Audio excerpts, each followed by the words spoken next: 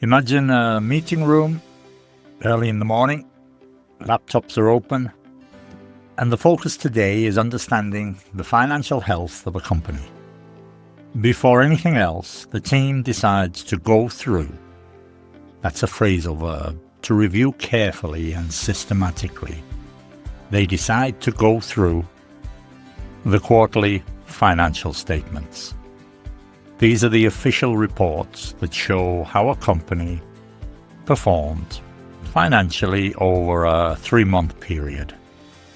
These documents don't just show numbers. They tell a story about growth and risk and strategy.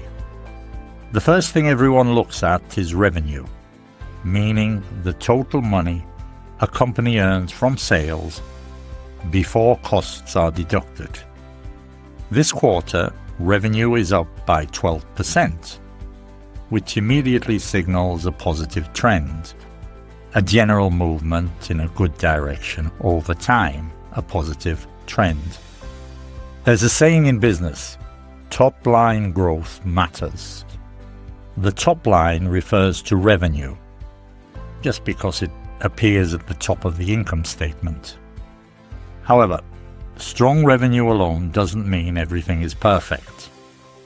The team notices that operating expenses, these are the day-to-day costs of running the business, salaries, marketing, rent, they've also gone up.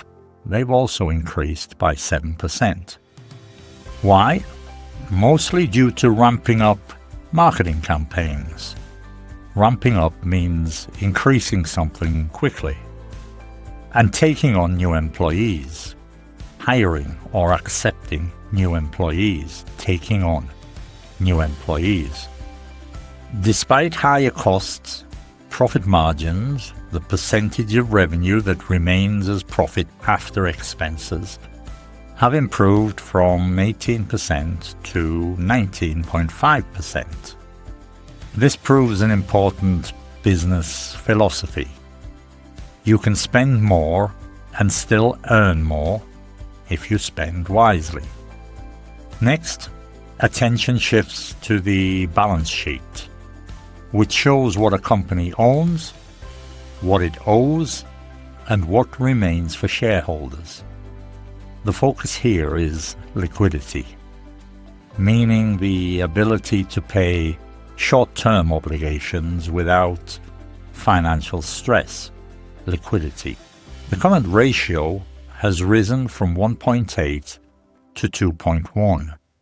That means the current assets divided by current liabilities, the current ratio. This shows a stronger financial cushion, extra protection against problems. So the current ratio has risen. Then comes the debt to equity ratio. This measures how much debt the company uses compared to shareholder investment. So a drop in this case from, say, 0.7 to 0.6 means the business is less reliant on debt financing. This is borrowing money to fund operations, debt financing. Because of this, interest expenses, the cost of borrowing money, interest expenses have come down, decreased by 8%, which directly improves the bottom line. That's an idiom. That means the final profit after all costs. The bottom line. There's a well-known saying, profit is opinion, cash is fact. That's why the cash flow statement matters so much. Operating cash flow, cash generated from core business activities, is up 15%, thanks to better collections, receiving customer payments faster, better collections, and tighter inventory management. That's controlling stock levels efficiently, inventory management.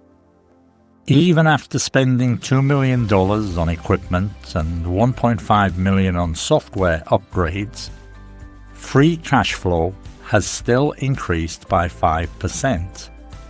Free cash flow is cash left after these capital investments. And that tells us the company isn't just growing, it's growing sustainably, in a way that can continue long-term sustainably. The company maintains its quarterly dividend, that's a cash payment to shareholders, of 50 cents per share, staying in line with its dividend policy. Staying in line with means consistent with. So they are staying in line with the company's formal plan for paying dividends to shareholders. Dividends send a message. In business language, they signal confidence. They communicate strength and stability. They signal confidence. So when you step back to look at the big picture, when you consider the overall situation, several financial strengths should stand out. They should be clearly noticeable. They should stand out. Strong liquidity, rising revenue, and healthy cash generation. Still, leaders know they must keep an eye on operating expenses. That's monitor carefully, keep an eye on things. And they must continue improving efficiency without compromising growth, without damaging expansion potential. Compared to the annual forecast, the predicted financial performance for the year, results are slightly ahead of projections, with revenue 3% above expectations, and net income 2% higher.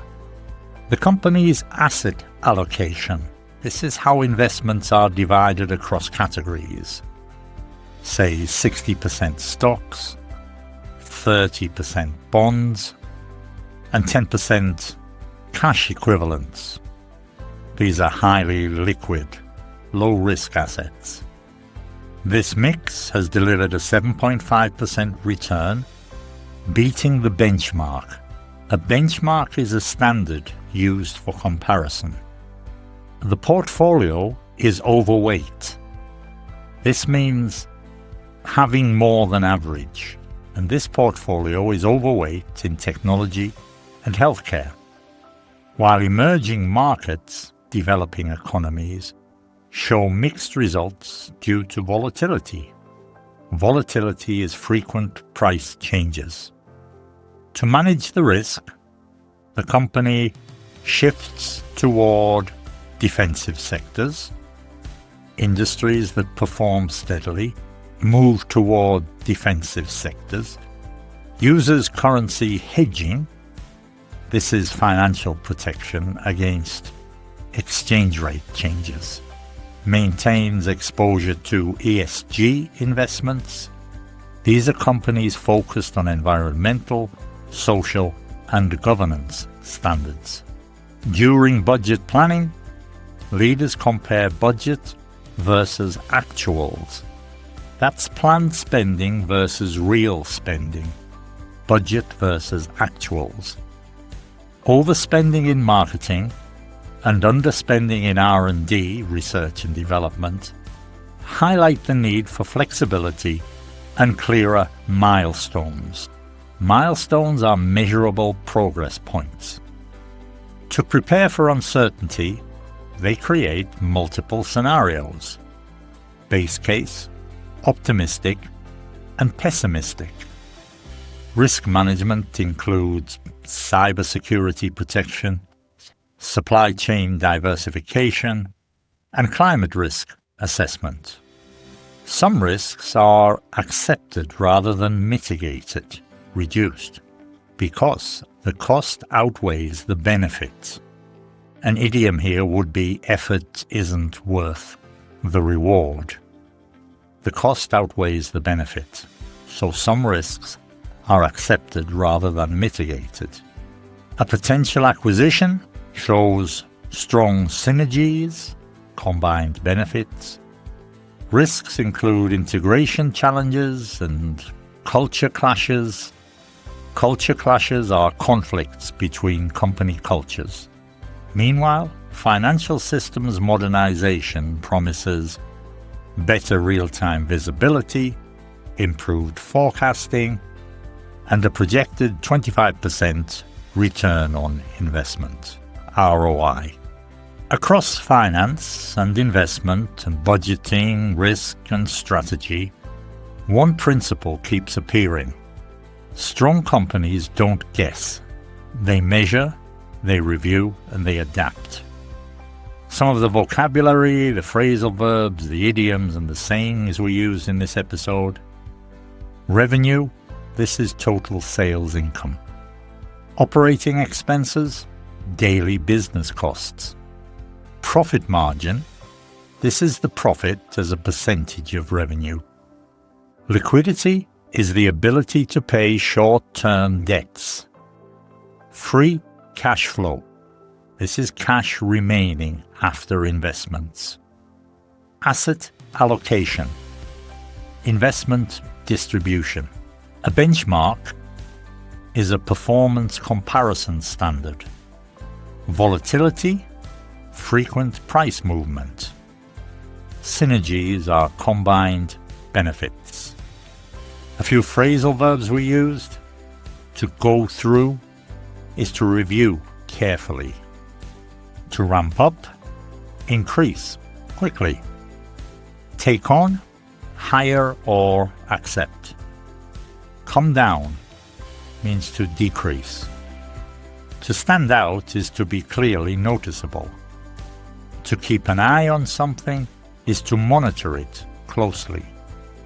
And in line with means consistent with. A few idioms and sayings. Top line growth. That's another way of saying revenue growth. Bottom line, final profit. Look at the big picture. Consider everything.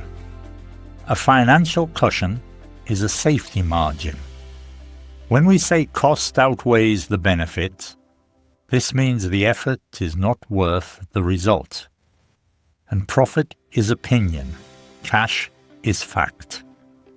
Cash flow matters more than accounting profit. And that's everything for today. Thank you for listening. This is Listen. Please share, subscribe, and I'll see you in the next episode. Until then, bye-bye for now.